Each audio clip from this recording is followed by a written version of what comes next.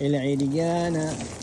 فطوم الحين قررت تغسل الزحليقة عشان العيد، تستقبل العيد، بيجوا عند أصدقائها بيزوروها بيتزحلقوا بيلعبوا بتروس التراب. بس مستعيرة انت ليش من اليوم تغسليها؟ يمكن مرة ثانية تراب ورمل.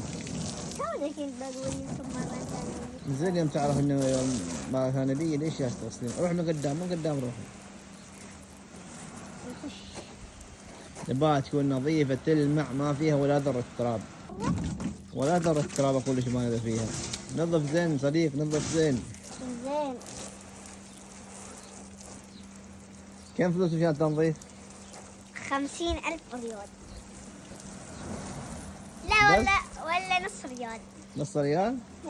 ايوه. شو الحكمة تقول اذا اردت ان تطاع فأمر بما يستطاع. الحين نص ريال عادي بنعطيش يعني، بس يوم تقولي 50,000 ريال ما حد بيعطيش هالقدر فلوس. ما فهمت شيء. بتفهمي ان شاء الله بعدين. من فوق غسليها داخل، حطوا من لا روحي داخل. لا تعال، لا استوب خلاص. روحي فوق يبي روحي انت من داخل، اطلعي من الدرج فوق عشان اغسل من هنا. شوف في عكه انت والحصى هنا. تعال اطلع يلا سريع عشان تغسلين. يلا اصبري شوي، اصبري بعدل هذا البيب. يلا خلي الماي داخل هناك عشان تغسل هذه. اشوف وينش. هنا.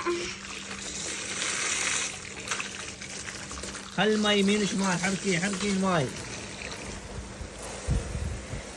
وبكذا صارت الزحليقة نظيفة وجميلة وحلوة. وفطوم تقول لكم تعالوا تزحلقوا. يتزحلقوا العيال معنا. يلا مع السلامة.